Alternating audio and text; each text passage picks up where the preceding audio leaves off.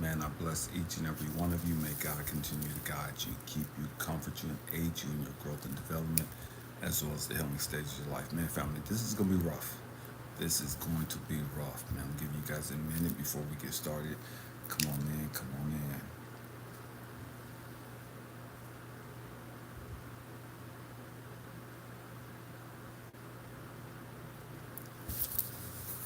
Ooh-wee. Man, this is rough. I'm nervous. I'm nervous, man. Those of you that come on in, man, pray for me. Man, this is gonna be rough, and it is what it is. You know what I mean? This is a grown folk channel. This is spiritual boot camp. You know what I mean? And man, we make no apologies for how we talk, what we say. Man, the intent is to help us grow up emotionally and spiritually. Man, family, I'm gonna talk to you guys today about a little bit from this book, uh, Four Agreements. Powerful book. Powerful book. I read this book years ago. I'm going back and rereading it again. And man, I just wanted to read a little bit from this. And man, we're going to chop it up like we always do. And man, this is going to trigger some people. It's going to probably offend some people. And it is what it is. You know what I mean? It is what it is. We have to grow up. Man, so there's a part of the book in the beginning, page 6. I want to start off reading to you guys. Um, Children are domesticated the same way that we domesticate a dog, a cat, or any other animal. In order to teach a dog, we punish the dog and we give it rewards. We train our children whom we love so much the same way we train any domesticated animal. That's powerful when you stop and just think about that. We train our children who we say we love, we value it, we adore. We train them the same way we domesticate animals. Stay with me, we're going somewhere today.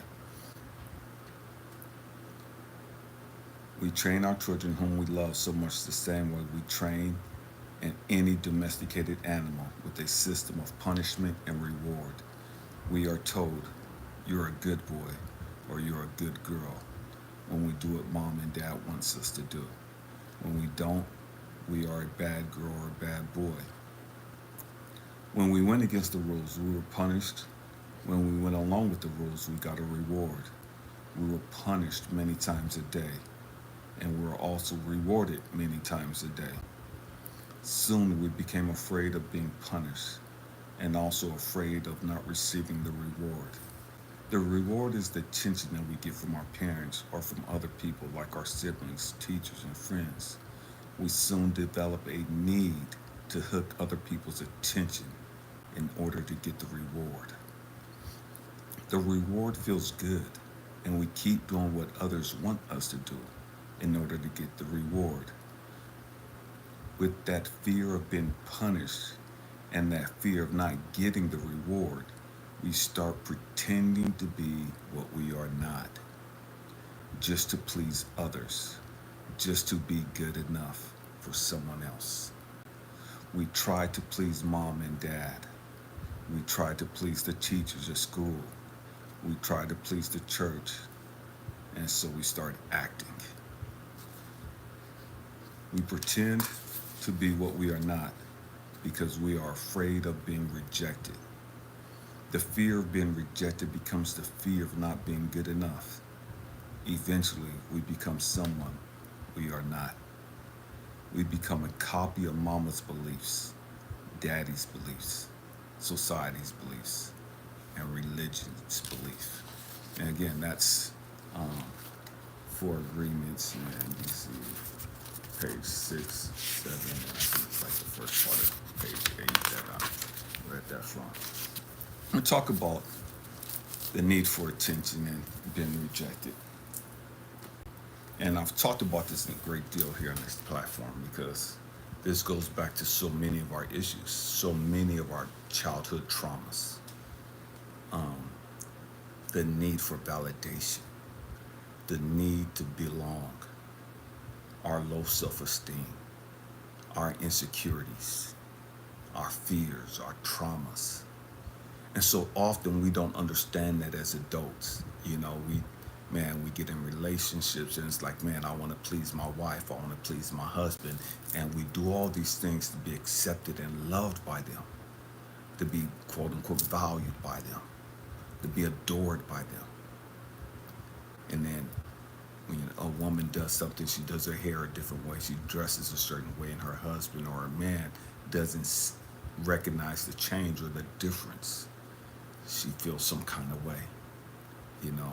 Um, and again, it goes back to that need, that yearning as a little kid to be validated, to be seen, to be accepted, to be noticed. This is going to get rough.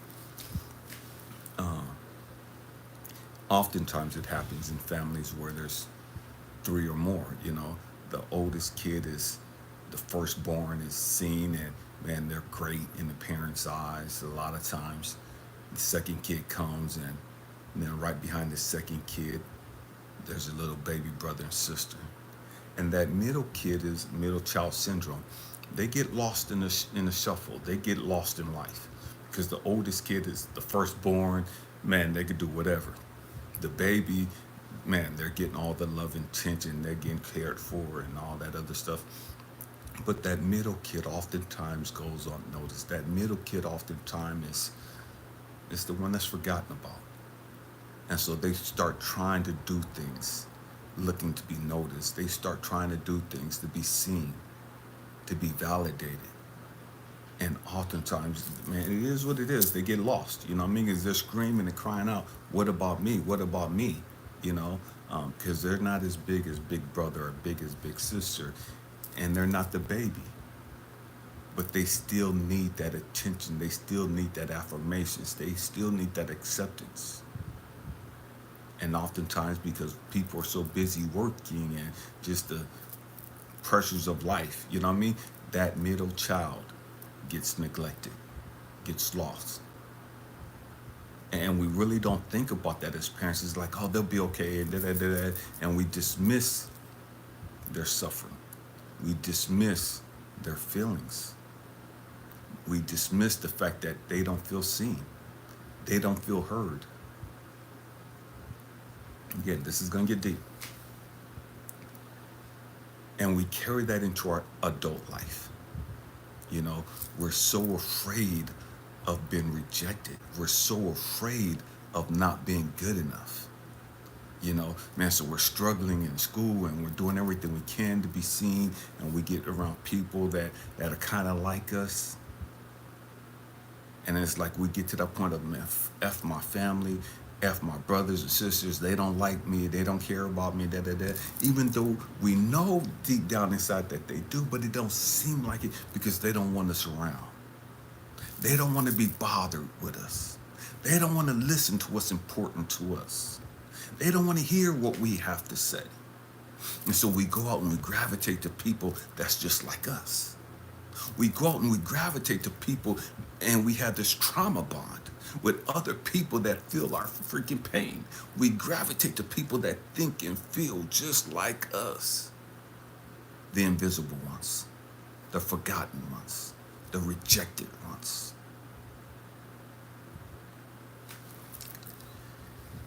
And then we start getting in relationships.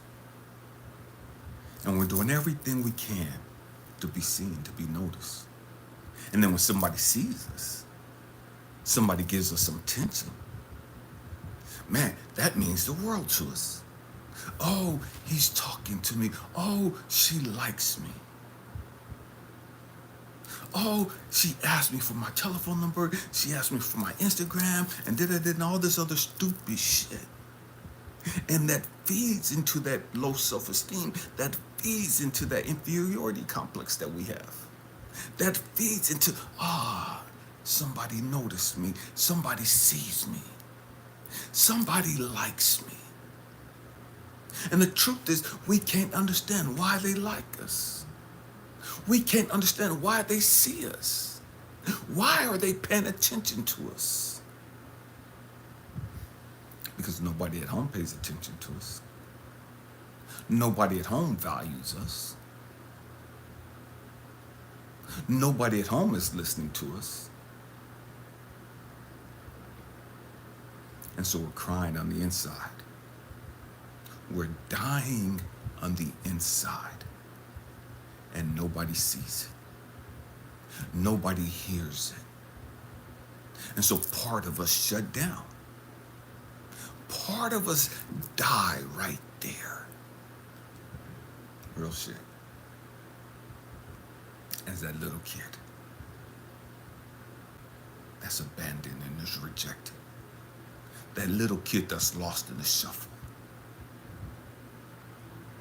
Part of us die right there. Now we're around all these people, or a few of these people, that's listening to us. That's entertaining our bullshit. Because they feel the same way we do. They're happy that we're talking to them. They're happy that we want to be their friend. They're happy that they have somebody that they could come to. What's up with you, uncle, brother? They're happy that they have somebody that, man, they could come hang out with. And so by them seeing you and you seeing them, it makes you feel like, okay, this is my family. This is my tribe. I'm not crazy. I'm not alone. Because at home, I feel all fucking alone. So I come to school. And this is my escape. As for some of us that are athletic, man, we get into sports and it's like, okay, man, I'm great at this. I'm great at track. I'm great at football. I'm great at basketball. I'm great at baseball or volleyball, whatever it is we do. And we do that and it's like, okay, man, people see us now. People are paying attention to us now. I remember probably like first grade. I got in a fight. I used to fight a lot as a kid. I got in a fight in first grade, and I beat the dog crap out of somebody. And it got me noticed. Everybody was paying attention to me. Oh, that's Broadway. Broadway's crazy. Oh, that's Broadway. Don't fuck with him. Broadway will beat your ass. Broadway could fight.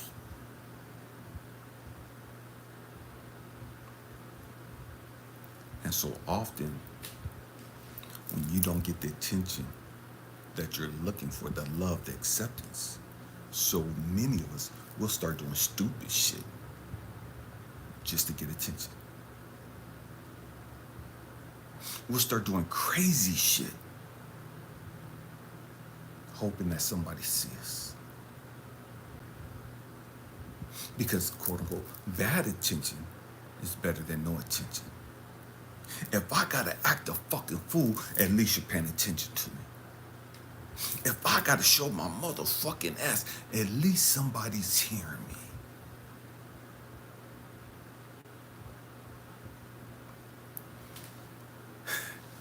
I used to get whippings all the time because I was always fighting and just doing stupid shit.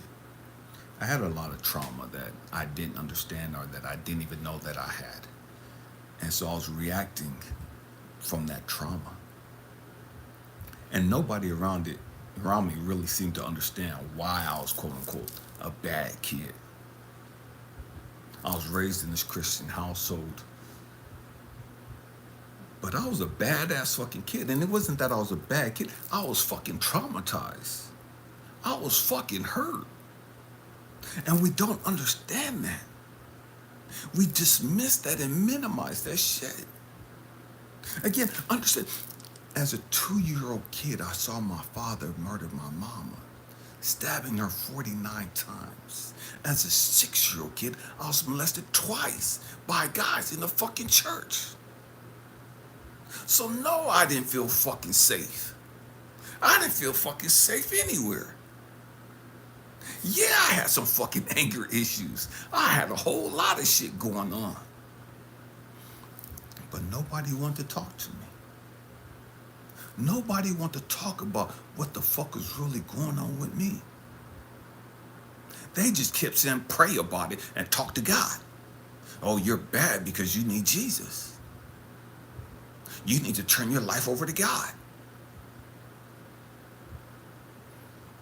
Going to church didn't fix me. If the truth be told, growing to church fucked me up even more. Going to church made me feel worse. And I know that goes against, religious teachings and religious people and their dogma and their bullshit. But I'm telling you my fucking experience. I went to church and was made to feel like I was even worse. I went to church and now I got everybody telling me I got the fucking devil in me. I went to church and all these fucking grown-ass people are telling me that I'm going to hell. And so as this little kid, I'm like, what the fuck is going on? How come nobody fucking loves me? How come nobody fucking accepts me? The only time they see me is when I do something fucking bad. When I do something good, these motherfuckers act like I'm fucking invisible. They never acknowledge the good shit I do. They only acknowledge the bad. They only acknowledge that which they deem to be bad. That which went against what they taught.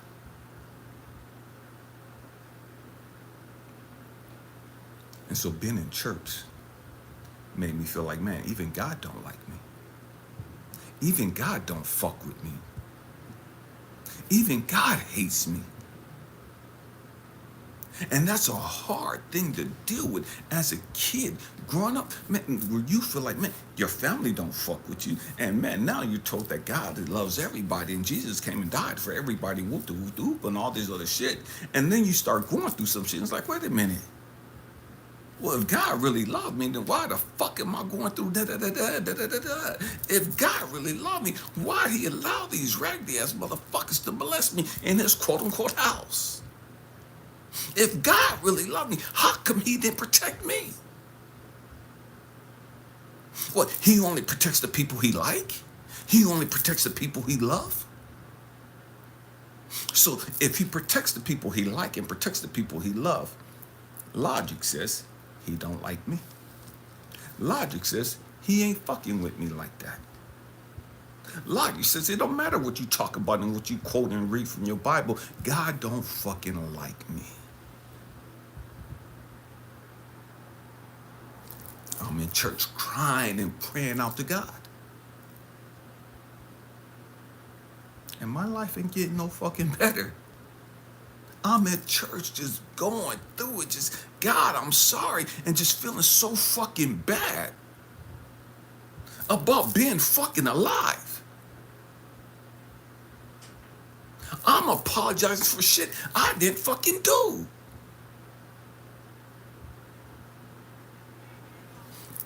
I'm apologizing for having fucking feelings. I'm apologizing because I'm fucking scared of going to fucking hell. I'm apologizing because these motherfuckers are telling me I got the devil in me. And they're telling me that I got the devil in me because I'm bad. I'm not good enough. That's what I heard. I'm not good enough for them to like. I'm not good enough for them to love. I'm not good enough for Jesus to care about. I'm not good enough for God to care about. And so I grew up with this anger and this rage that nobody gives a fuck about me.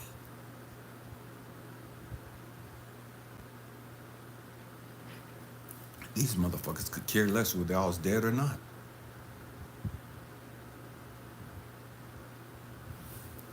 Constantly told how stupid I was, how dumb I was, how I wouldn't make it to 18 years of age, and if I did, I would be in prison the rest of my life. I was told and programmed to believe that I was going straight to hell.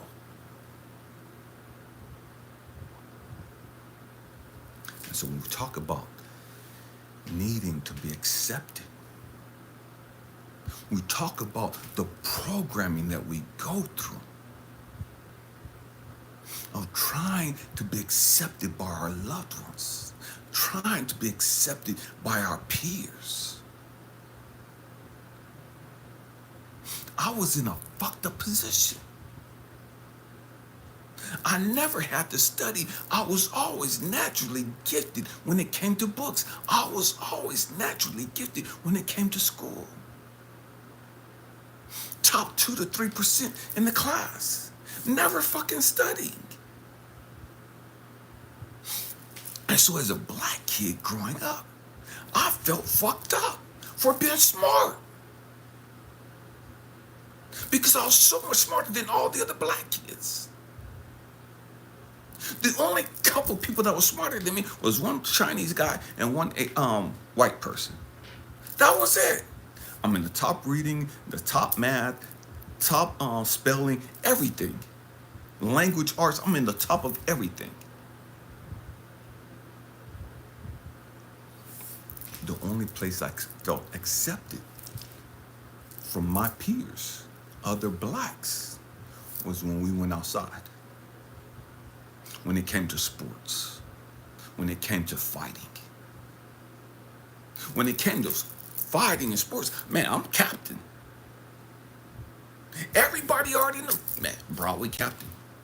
Broadway, pick me, Broadway, pick me. Everybody wanted to be on my team. But when it came time to go in the classroom, and they separated us based on what levels we were at, and me and these other people were all together in our little math group or our language art group and reading group and all that other stuff. And when the other blacks around, the whites and the Asians accepted me in the classroom. But they didn't accept me outside of the classroom.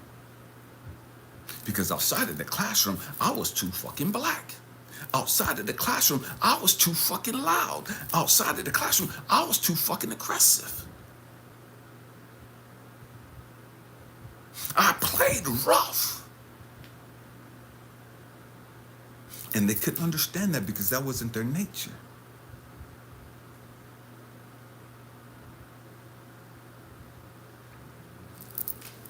And so the black kids, they would look at me some type of way, but they wouldn't say shit because they knew I could fight. They knew I had anger issues, and they knew I had no problem fighting anybody.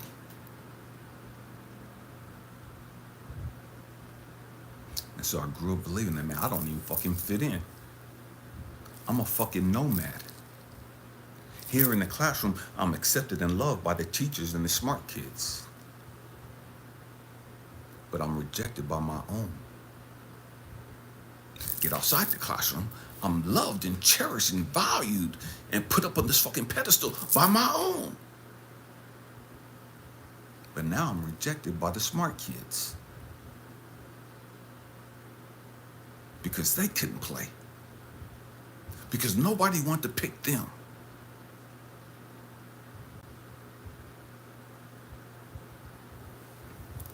And so I grew up trying to fit in. And so many of us, we grow up trying to fit in. We grow up trying to find our place, trying to find our niche. All the poor kids stayed together because they dressed like this, or they didn't have these, and they didn't have this, and they didn't have that. So all the little poor kids was grouped together. Then you had the black kids that had a little bit of money. Their family had a little bit of money. They weren't on welfare, so they didn't have hand-me-downs, and they didn't go to Salvation Army and to Mervyn's and Kmart and all those other places.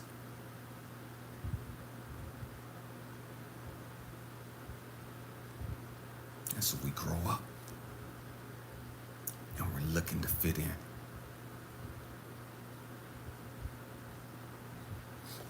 And you start seeing these young girls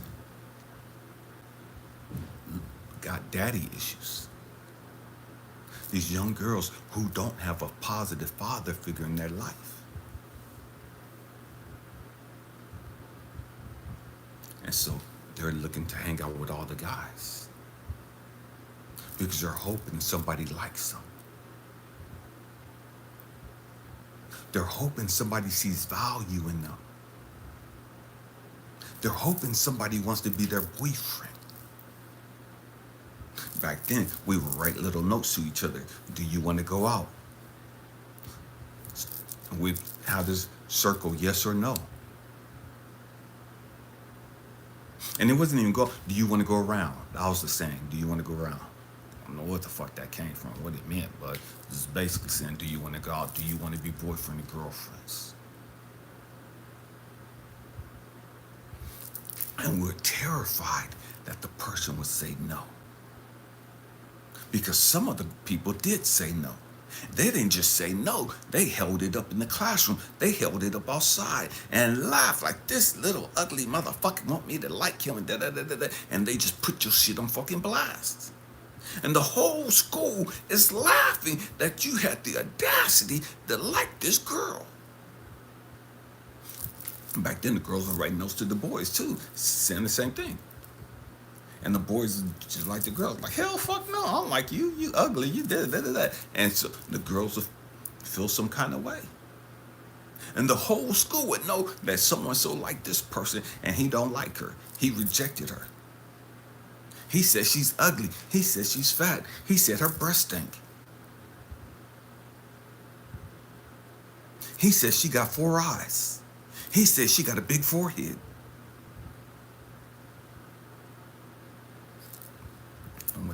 And what happened is we shut down, and part of us die at that moment because we couldn't handle the rejection. And so we feel like, damn, nobody likes me. I ain't shit. I don't even fucking matter. Nobody would even miss me if I was gone.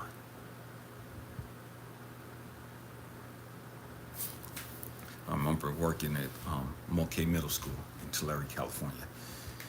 And I was doing a mentorship program there. And there was 5th graders that tried to commit suicide. What's up with you, Rose? And it broke my heart that 5th graders were literally really trying to end it all. 5th graders trying to take their motherfucking life.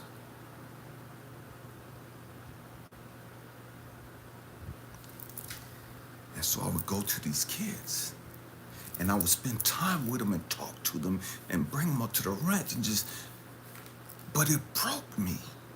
It did something too, because I felt their fucking pain. What the fuck is wrong that somebody in the 5th grade is trying to end it all?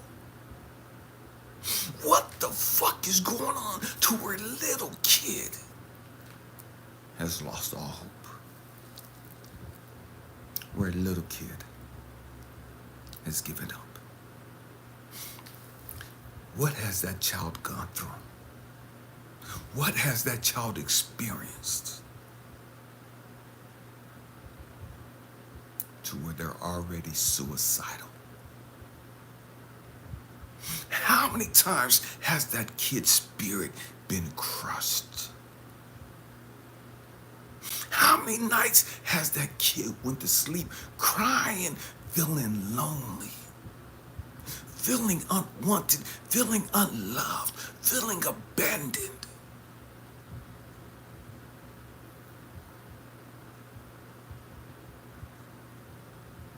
See, this, as grown-ups, we don't really like having these types of conversations.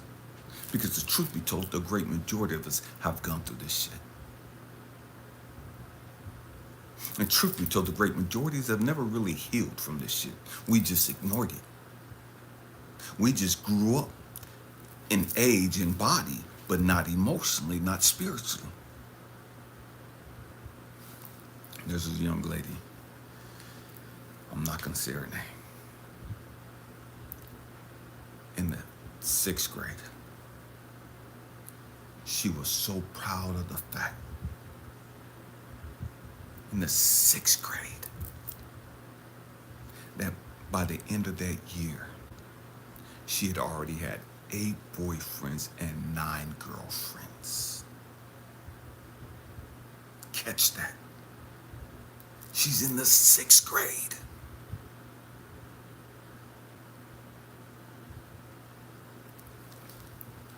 And had 8 boyfriends and 9 girlfriends. Her self-esteem was shot. Her self-worth was shot.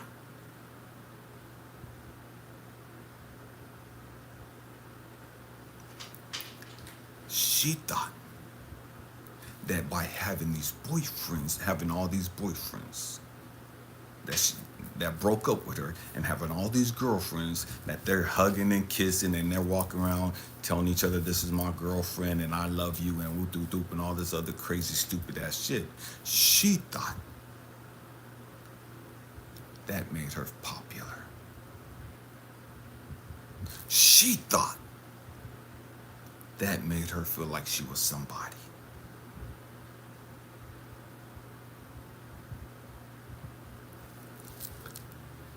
Oh, God help us. How many young girls, how many young women have that same mentality? That they have to sleep and give their body up to all these guys. That they have to sleep with and give their body up to all these other girls. To feel like they have some self-worth. That's all they're worth. And again, going back. So when you start liking somebody and you find out that they quote unquote like you think they like you. And all they want to do is hit it. But your self-esteem is so fucking shot. Your self-worth is so fucking shot that you're willing to do anything for this person. You're willing to do anything to be liked, to be accepted. How many young women have went down on dudes and been passed around hoping to be liked?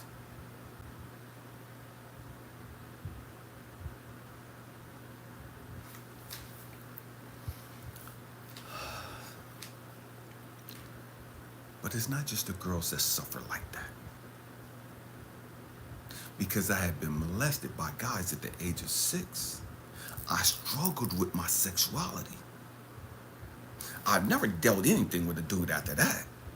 But I slept with all these girls, trying to prove that I was a man. I slept with all these girls because I needed to feel wanted.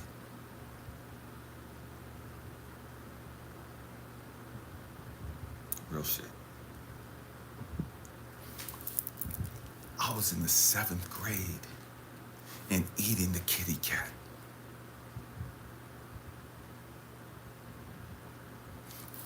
Because I wanted these girls to like me. I wanted these girls to love me.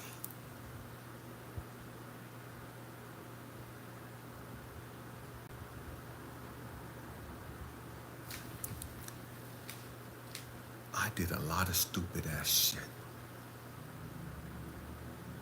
looking to be accepted, looking to be valued, hoping that somebody would recognize me,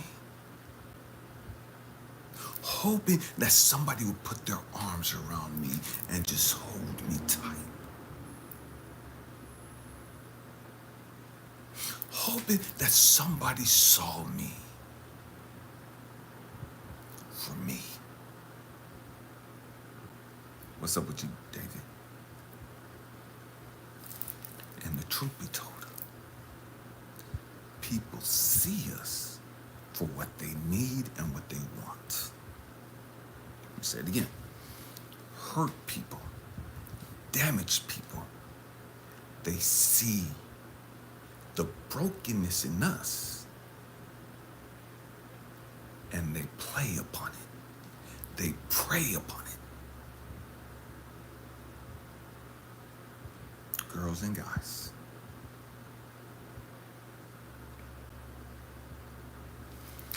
Because they haven't been healed. They see your brokenness. They see your need and your desire for attention.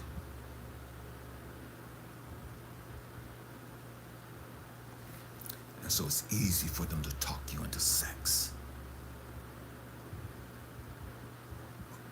And you do it trying to show them that you care.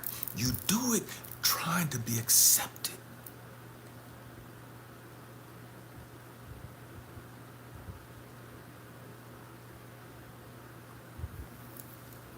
And then when that doesn't work, you feel violated. You feel dogged out. And I worked in prison systems out in California. Worked at Tehachapi prison. Not Tehachapi, Chowchilla, and there's another woman. I can't think of the name of it. There's so many women. Beautiful women that was locked up.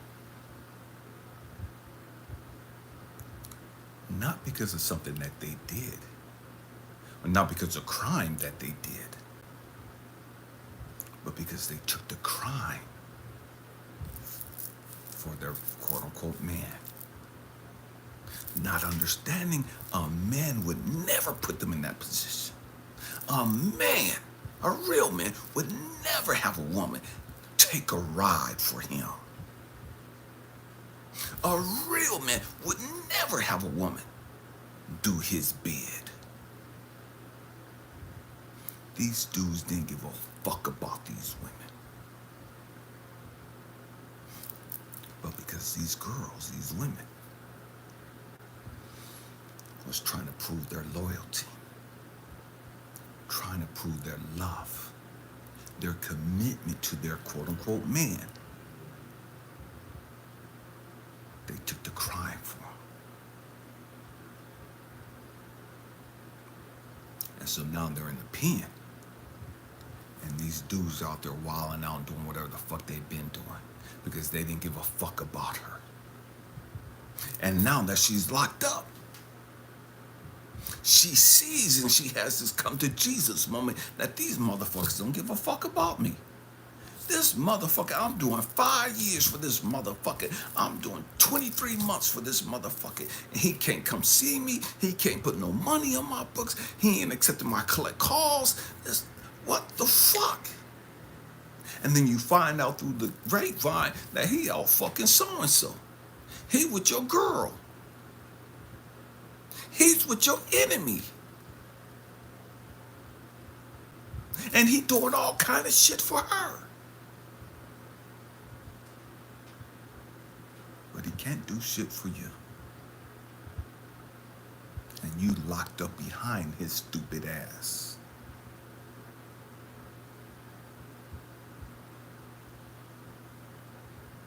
But that's what it took for them to get to that place where they could sit down and go through counseling and come to that realization that, damn, I've had a lot of daddy issues. I've had a lot of daddy issues. And because I had all these daddy issues, I hooked up with these dudes. Because they were a father figure. and not come to realize that they didn't really give a fuck about me. They didn't give a fuck about my opinions. They didn't give a fuck about my feelings. And they abandoned me just like my daddy did.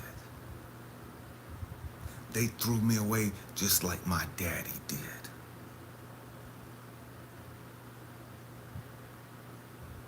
They minimized me just like my daddy did.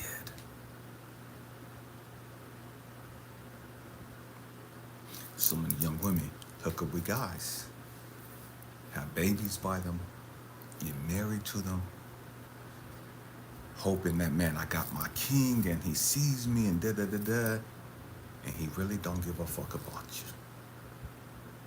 The sex is just great.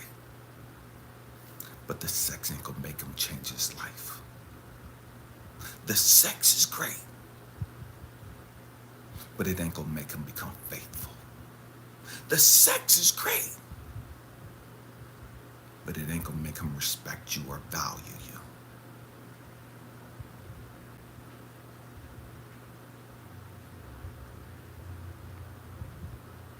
And that devastates them. That crushes them because they feel like, I gave my best. I gave my all. I gave everything I had to this sorry-ass lowlife, sorry motherfucker who did respect me, who don't value me.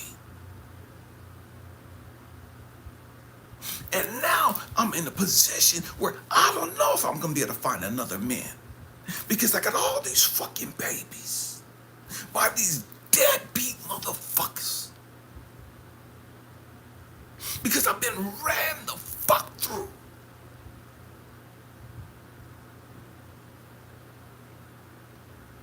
And nobody cares. Nobody gives a damn. Nobody gives a damn that my uncle violated me, that my brother violated me, that my daddy's friend violated me, that the pastor violated me, my teacher. You will have all these fucking issues.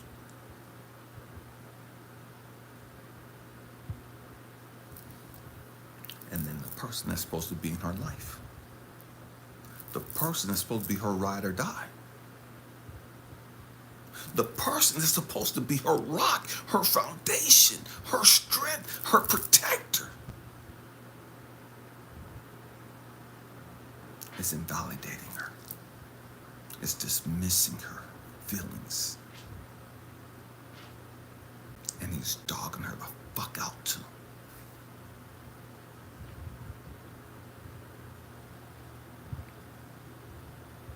And so she's crying and pleading and begging this dude. I'll do anything for you. You can do anything you want to me. Please don't leave me. Please don't cheat on me. Please don't da-da-da-da. I'll do anything. I'll do everything.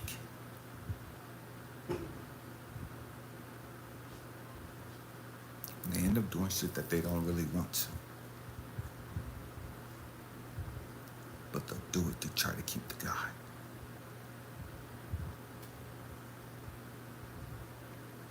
Only to find out later on. What's up with you, Adrian? He don't give a fuck.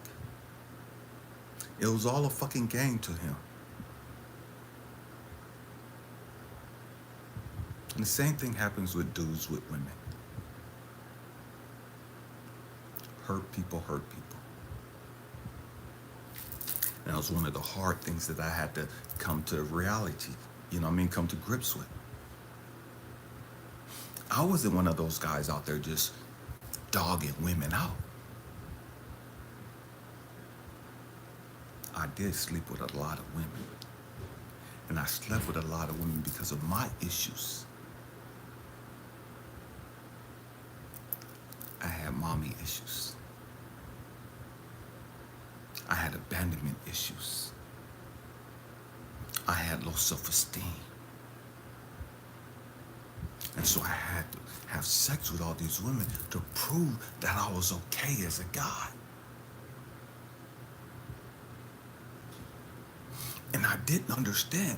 I knew that a lot of these women liked me, but I didn't like them like that. And I wasn't trying to hurt them. I just had these demons I was dealing with.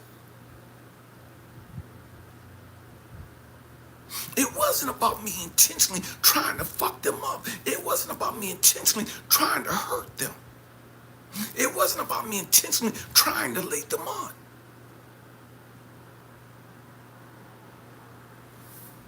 I had my trauma. I had my insecurities.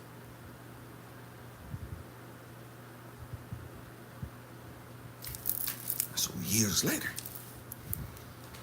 after I began to grow and heal and deal with all that shit, karma does not forget a damn thing.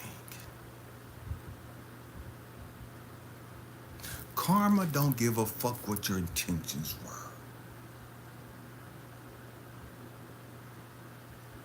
You gotta reap what you motherfucking sow.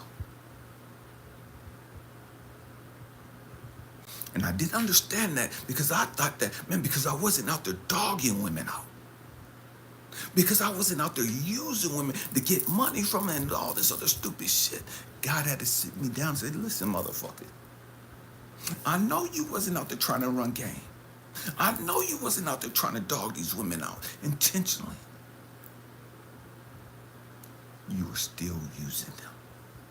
And I'm like, God, how the fuck was I using these women? I always had my own place. I always had my own transportation. I always had my own fucking job. I always had my own fucking money. I didn't use these women for a motherfucking thing. I've never had them buy me shit. I've never had them take me anywhere. I've never had them do a damn thing for my kids. How the fuck was I using these women?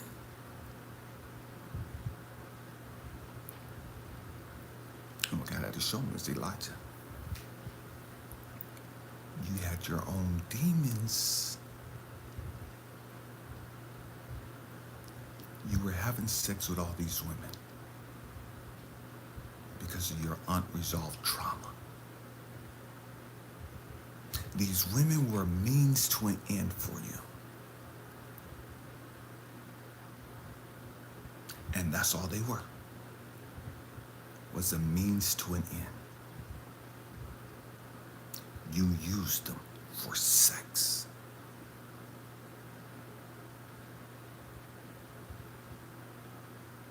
You didn't value them. You really didn't give a fuck about them. A lot of them, you didn't even know their name, Elijah.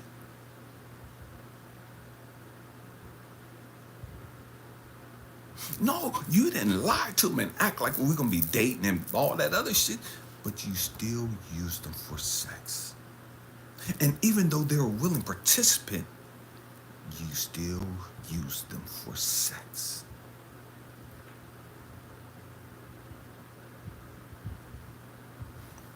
You didn't take the time to get to know them. You didn't take the time to understand that they had trauma and what their fucking traumas were.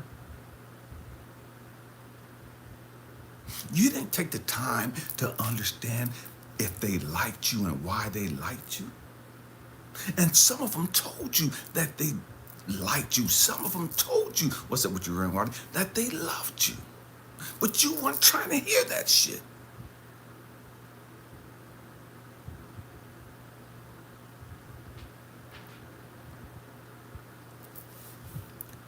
And so now that you're older, now that you're a little more mature, you reap what you sow. You're going to have women abandon you. You're going to have women that you care about, that you like, that you want to get to know. And they're not going to give a fuck about your feelings. They're not going to give a fuck about what you're talking about.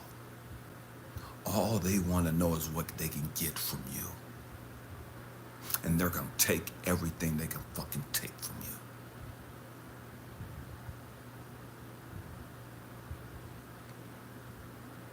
And so often we go through life and we get stuck in like these bitches ain't shit. They just fucking gold diggers and they just da da da da da da da. And we blame this group of people for hurting us. We blame this group of people for not paying attention to us, for not valuing us.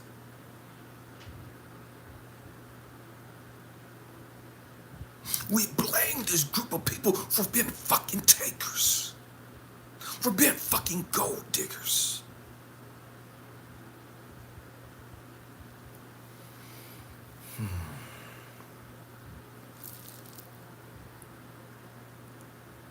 When we were takers in the beginning, when we were takers when we were younger. And now that the roles are reversed, it's reversed so that you can understand the pain and the trauma that you was causing some of them.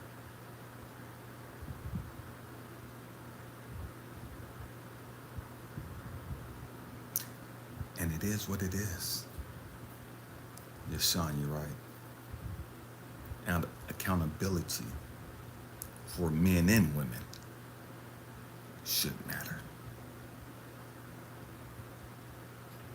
Because now we live in a society, live in an age where you have all these young women just running fucking wild. And can't nobody say shit to them.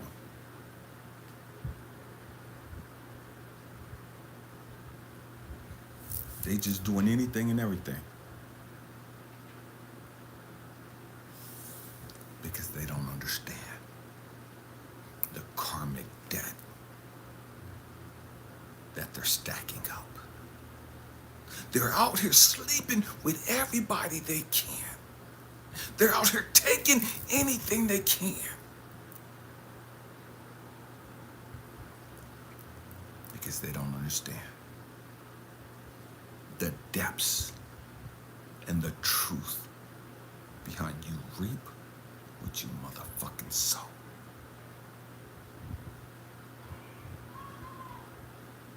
Real shit.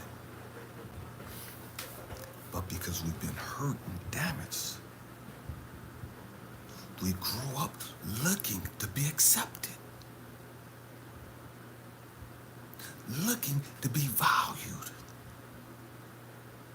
And some of us, the first time somebody really gave us attention, the first time somebody acted like they really liked us,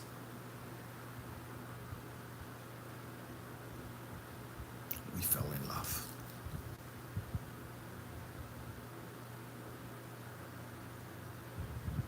We fell in love.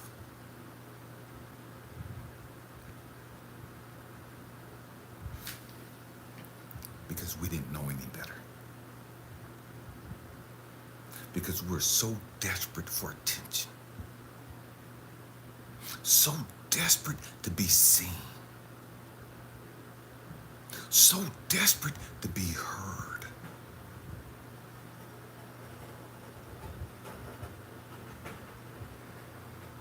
Many of us hooked up with people we never should have.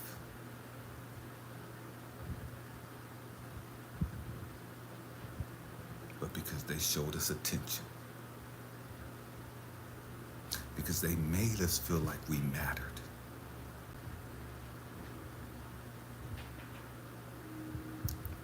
We was blown away. We were swept off our feet.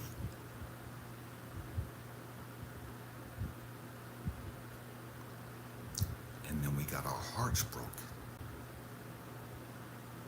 Not understanding that they never really gave a damn about us in the first place. It was all a fucking game.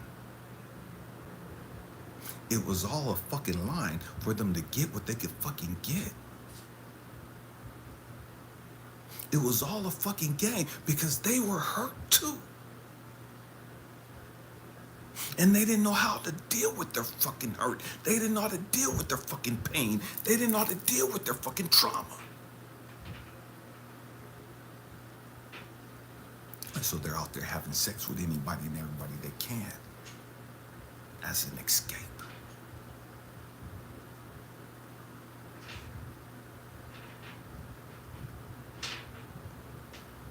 Just like I was doing as a little kid. because I had been tampered with as a 6-year-old boy. Because I had been violated as a 6-year-old boy. I'm having sex with every woman I can. Not because I like them. Not because I love them. Not because I want an intimate, committed relationship with them. And with none of that shit. I just needed a release. I just needed them to make me feel like I was okay. I just need to feel like I mattered.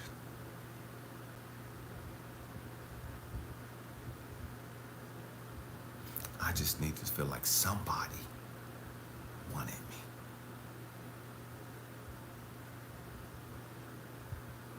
Real shit. I had no preference.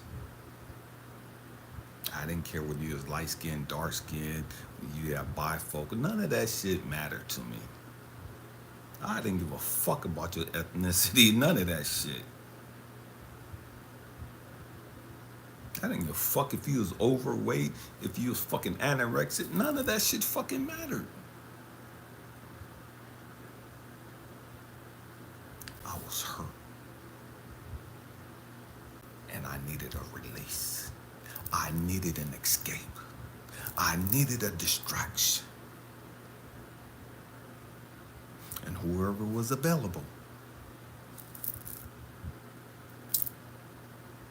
they got my attention.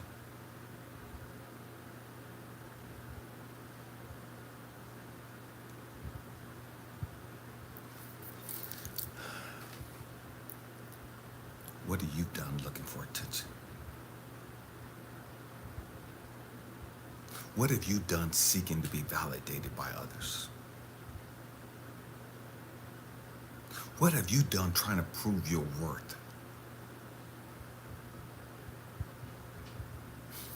You see, this trip, after we try to prove it for a while, we get to this place of bitterness and resentment, of animosity and hatred, where we start hating each other because I don't feel the value. I don't feel valued. I don't feel seen. I feel like you just want my body. You just want what I got. But you don't want me as a person.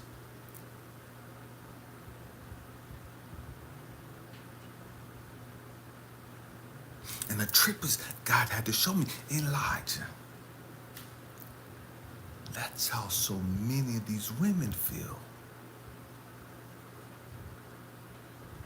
You guys, now that you're older, you sitting here talking about, man, these women ain't shit, and these women are out here and they dogging everybody out, and they fucked up, and they just want da, and they're just fucking taking and taking and taking. Elijah.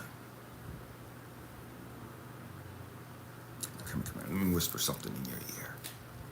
Elijah, this is how you guys have made so many of these women feel when they were younger.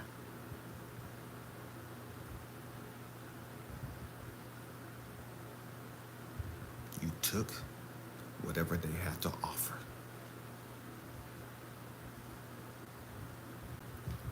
Because of their insecurities, because of their undealt with issues, they were willing to do anything for you. Whatever you wanted, they were down with it.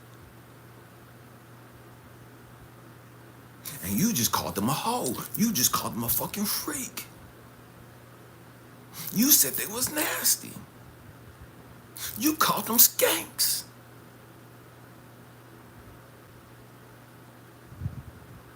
And you took whatever you could. Whatever they were willing to do, whatever they were willing to give up, you was down for it.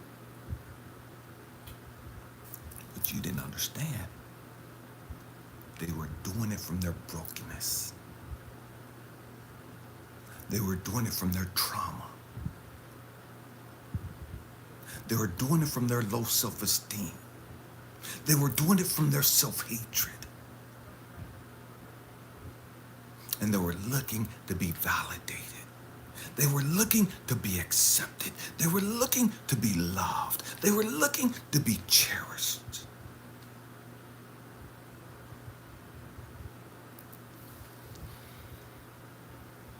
And you cherished them for what they had to offer. You accepted them for what they had to offer. Until you didn't want it anymore. Until you found something better.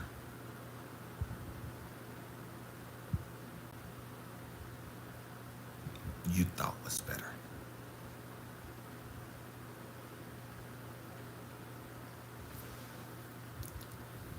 And it's crazy.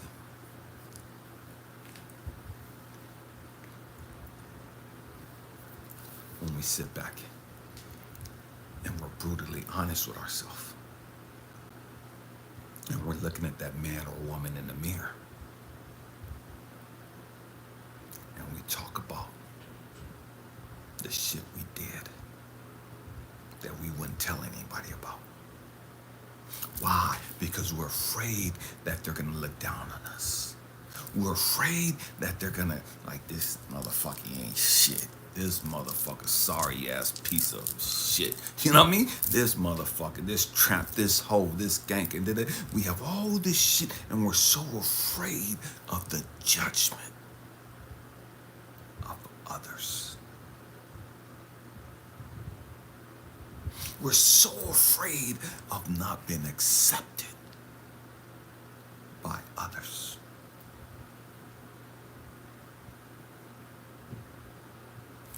There's no way in hell we would tell our story. There's no way in hell we would tell people the shit we've done.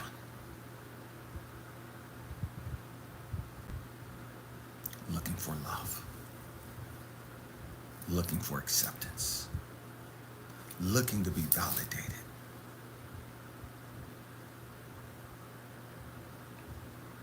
And so we walk around carrying that fear.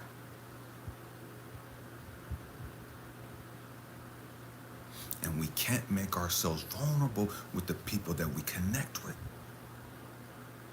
We'll meet somebody and it'll be a great vibe. A great connection. We're talking and this person's been vulnerable. And I want to be vulnerable, and I'll only be vulnerable to a certain extent. And this person to keep being vulnerable and transparent. And that'll scare the fuck out of some of us. And we'll cut the relationship off. We'll run away. We'll dog them the fuck out. Because they made us uncomfortable in our vulnerability. We're afraid, terrified, that if they saw us, if they knew the shit we did, they would reject us. If they knew the shit we did, they would talk about us like a fucking dog. They would run our name through the fucking street. So that shame, that guilt, that fear of being accepted, of being exposed, has made many of us run, has made many of us shut the fuck down and end what could have been a great relationship. Real shit.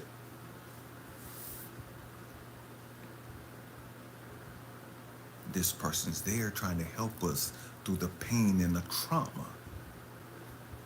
but we don't have the emotional maturity to recognize it. And because some of us have talked to some people in our past, and we shared some of the things that we've gone through. And them motherfuckers didn't have the emotional maturity, and they turned around and used that against us like a fucking weapon.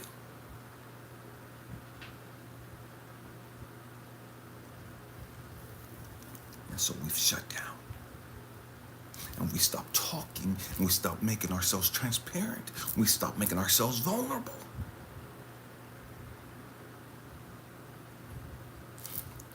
And then we wonder why our relationships can't work.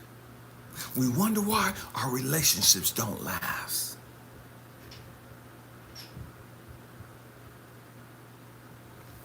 But we're afraid,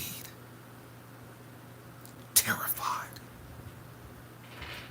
that they're gonna do me the same way the last motherfucker did me. And that pain, that shame, that embarrassment was way too fucking difficult.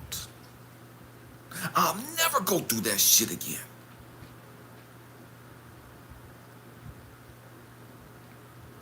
I can't afford for them to tell my family the shit I've done.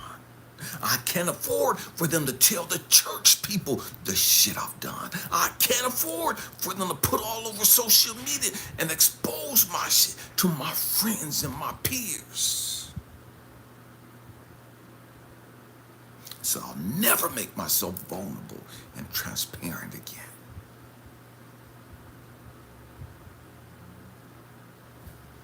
Out of that fear.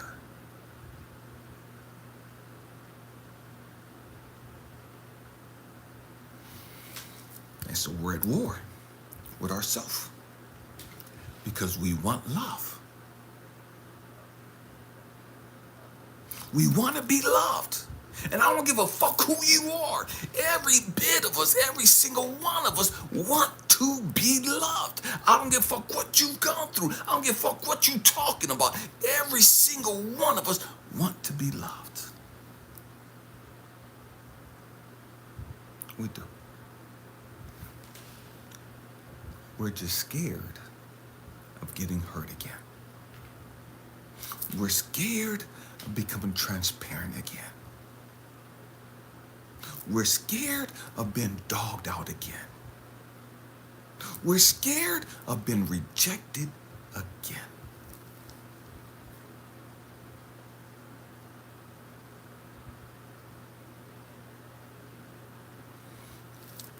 So, how can you find true love if you're not willing to let go of the past? And so here's the trick. We hold everybody else accountable for the bullshit other people did. Catch that.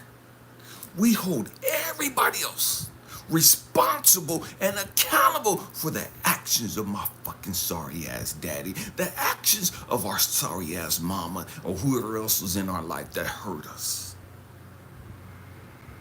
We make everybody else pay the price for what somebody else did.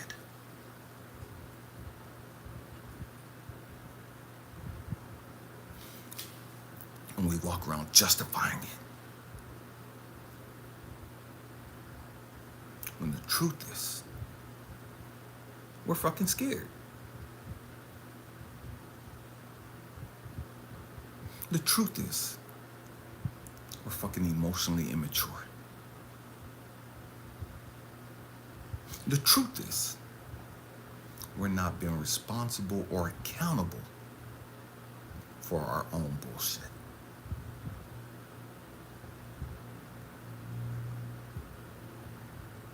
Real shit. And some of us have gotten so dogged out, so hurt. We built these walls up. It's like we don't never want to fuck with nobody else again.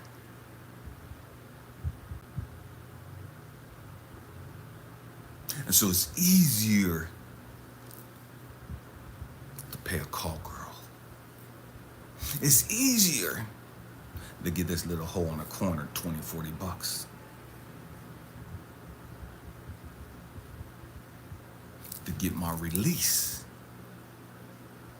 as opposed to healing and dealing with my fucking trauma and my bullshit, everything that's keeping me from a healthy fucking relationship.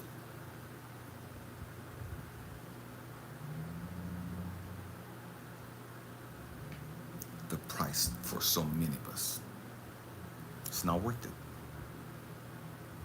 And it's not worth it because we don't want to grow up emotionally.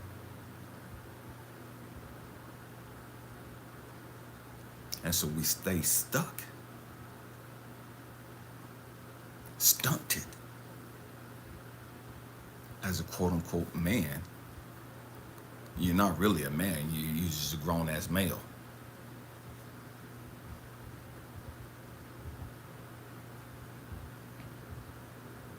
Because a man is like, man, I got to deal with this shit. You know what I mean? I know I'm scared, but I got to face these fucking fears. I know I've been dogged the fuck out. I know I've been ran through. But as a man, I'm gonna lick my wounds. I'm gonna cry a little bit over here in the corner in silence, when nobody's around. But I'm gonna get back up on my fucking feet again. I'm gonna get back out there again. I'm not gonna blame everybody for what I've gone through.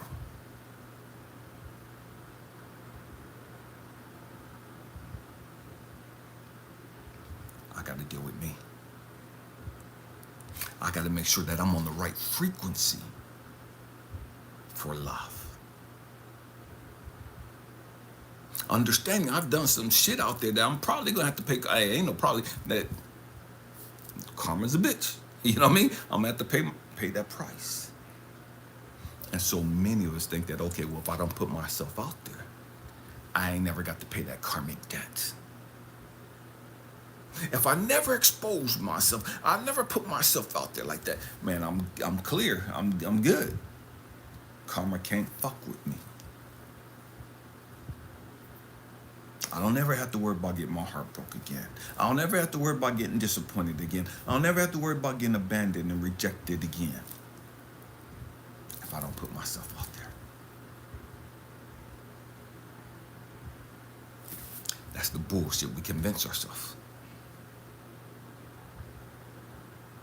Because we don't understand that karma has different ways of coming in and getting your fucking attention. Karma have different avenues of coming back in and being able to tap you on your motherfucking shoulder and say, remember when? Remember? You remember this, don't you? You remember how you made this young lady feel. You remember how you made this dude feel.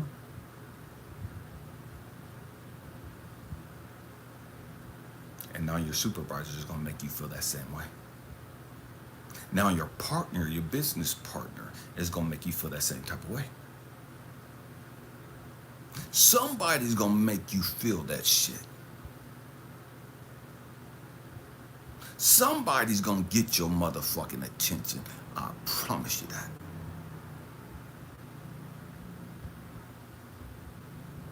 Because there is no avoiding karma. You reap what you motherfucking sow. And we don't like that. That terrifies us.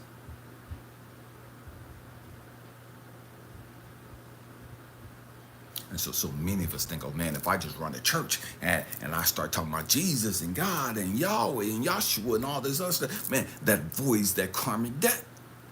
That erases the karma. I'm good because I'm saved, sanctified, Holy Ghost filled, water baptized, running for the Lord. I'm on fire for Jesus. I'm deacon such and such. I'm elder so and so. I'm bishop da da da da. And we give ourselves all these titles in the church, hoping and thinking that voided out that contract of karma.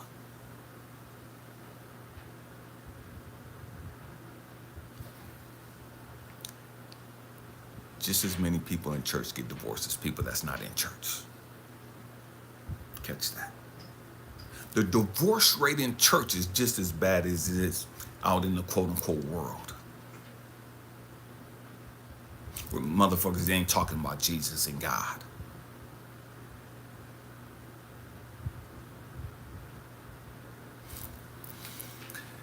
Cheating rate in the church is just as much as it is out in the quote-unquote world. Motherfuckers in church cheat too. Motherfuckers in church violate their vows too.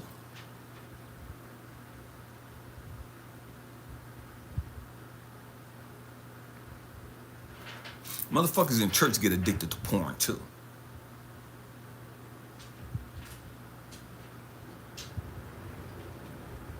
You reap what you sow. There's no escaping it. The question is, are you going to grow up emotionally and understand the fears that you have that come from your childhood? Are you going to grow up emotionally and understand why you need to be validated, why you need to be accepted, how all that low self-esteem and everything else comes from your childhood?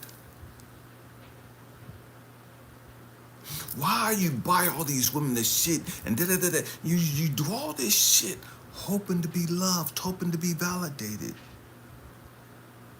You're trying to be a good guy, hoping that they see your efforts.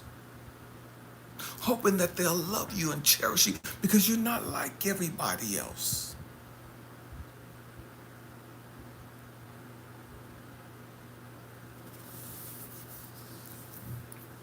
We gotta grow up emotionally. And it is what it is. Why do you do what you do? I used to love bodybuilding. I love working out still when I had the time. But initially, I started bodybuilding. I messed up my knee. It was back in 93, 94. And started working out just to rehab my knee. But I got into it. And I loved the attention that it got me. All the women were looking at me. When they just come up and feel my muscles. I would walk in the gym and the dudes would stop and they would just start looking like, damn, fuck, he yoked. That motherfucker big as fuck. And that fed my ego. It made me feel seen. It made me feel like, man, I'm the motherfucking man.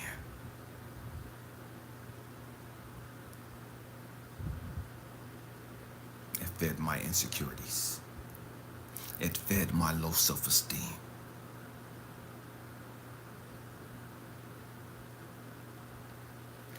And I thought I was working out just because I liked it. And God had to pull my shirt till I was like, nah, motherfucker. You might like it, but the reality is you like the fucking attention it gives you.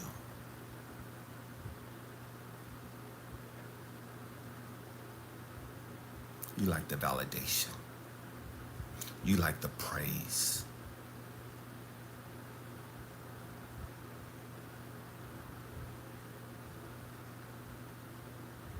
Because you have undealt with trauma.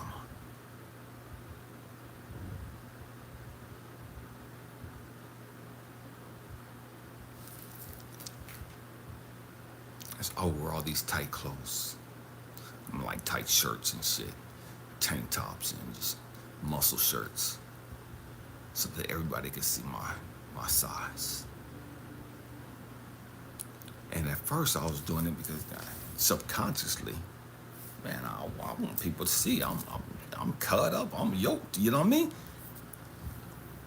And I was talking to a couple of guys.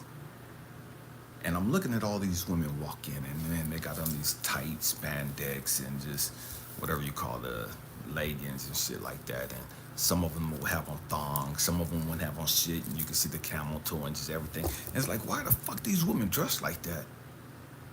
You ain't got to come to the motherfucking gym dressed like this, showing everybody your fucking goodies. Every time you bend over, we can see your fucking ass and da da da da. Same thing with titties. This is a grown folk channel. I'm just telling you shit that was going through my head. I'm looking at all these women like, why the fuck you use a fucking distraction? Why the fuck you coming dressed like this? Yeah, you got a great fucking body, but damn, you got me fucked up. You know what I mean? And when God had to show me, it's like, motherfucker, what the fuck you talking about? You ain't no fucking different. You walking around these fucking muscle shirts and shit because you want people to see you. It's the same shit that they doing. How the fuck you gonna demonize them for the same shit that you're doing? How the fuck you gonna talk about them for what they're doing? And you're doing it for the same fucking reason.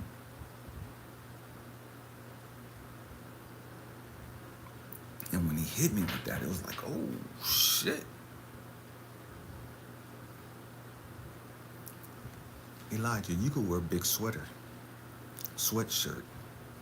and still get the same fucking workout. You could wear a sweatshirt, and there's times I would, especially when it was cold. You could wear a sweatshirt and get the same fucking burn.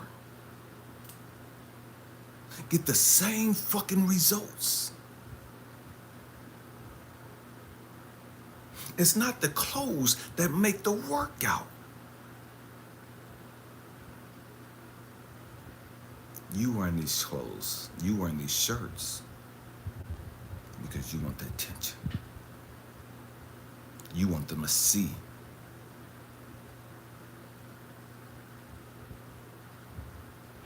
Because that feeds your ego.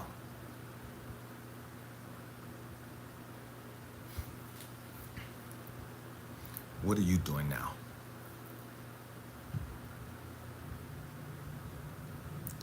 That's looking for attention from others. So many of us get cars, and I remember when we first started getting cars, we'd have the music blasting and all this other stupid ass shit because we wanted to be seen. We wanted people to hear us.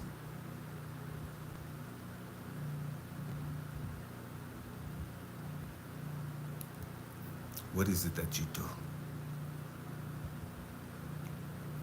Subconsciously looking for attention. What is it that you do that you're really seeking validation? You're seeking to be accepted.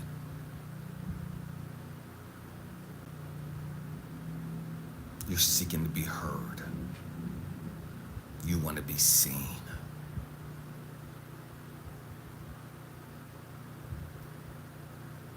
It's time that we as adults start growing the fuck up emotionally and start looking at our life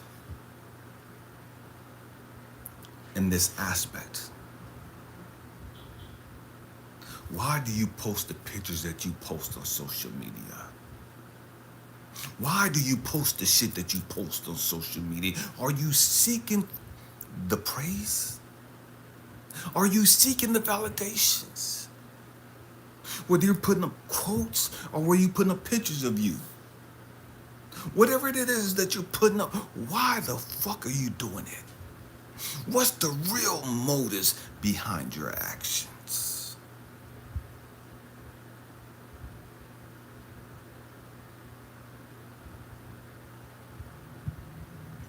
We got to grow the fuck up. I hope and pray that I said something to encourage you, to inspire you, to even challenge your way of thinking.